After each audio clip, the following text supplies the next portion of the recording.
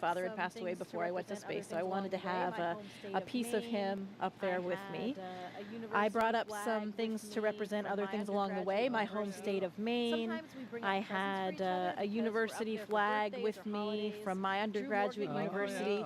Sometimes we bring up presents for each other because we're up there for birthdays or holidays. Drew Morgan, my crewmate, brought us these harmonicas. Nice harmonica. And briefly, let's look at the screen here. We can see that the nose cone is deploying, and we have confirmation of it deploying.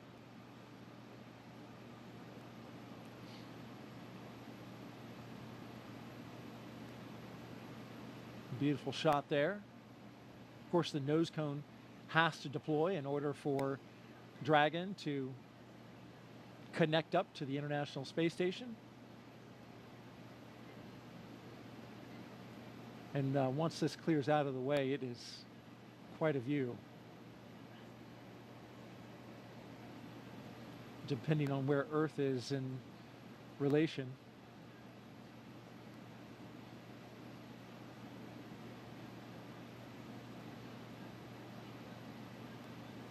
Okay, looks like we're pointed mostly in space, which makes sense. Sometimes you get an Earth view. There's a lot of space in space. There is. There certainly is indeed. And then what else? Oh, you got something special. Well, my one item that I brought that was my personal kind of selfish item that wasn't for anybody else was my panda. This is Pandemonium. Oh, I've had him since I was 5 years old. Pandemonium. So he made his way to space with me as well, and we saw a lot of stuffed animals floating with these zero-G indicators. We saw that three-toed sloth, but Pandemonium was up there floating in all of his glory as well. And, you know, these are all just things that remind us of home and really help us share the mission with everybody back home. All of these places and things that have meant something to us along the way, because we did not get there alone. We got there with the support of so many people that helped us. And this mission is for everyone. It's really for all of humankind.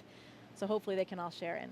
Absolutely, and thank you for sharing your flight kit with us. This is especially, I mean, this is a 40-year-old tour. 41 now, yeah. He's been around the block. He just said he wants to go back to space. He does want to go, but we all want to go back to space. So hopefully he'll have another opportunity. We just got confirmation that nose cone is fully deployed. And so Dragon is on its way to the International Space Station. Now, a member of Crew-7 will kick off a major study that will give us a comprehensive look at how the human body is affected by time and space. Let's bring in now NASA's Jasmin Moghbeli for more. As we saw this morning, the Commercial Crew program launches astronauts from American soil, and this enables NASA's human research on the International Space Station. Joining us now to talk more about that is Kurt Costello, ISS Chief Program Scientist. Thank you for joining us, Kurt.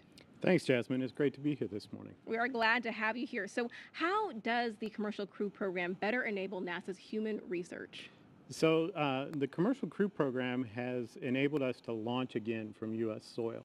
And what that means is a lot of our sensitive science that needs to be loaded within the last few hours before we launch can now be quickly transported from our labs here at KSC to the vehicle on the launch pad. So this enables us a late load capability that allows us to get our samples, critical samples, onto the vehicles. And the Commercial Crew program